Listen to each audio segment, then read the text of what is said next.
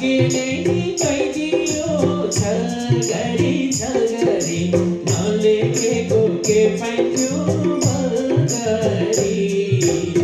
अब मेरो जिउनुको आधार छुट्याछ, तिमीलाई आफ्नो बनाउने कर्मैमा रहेनछ।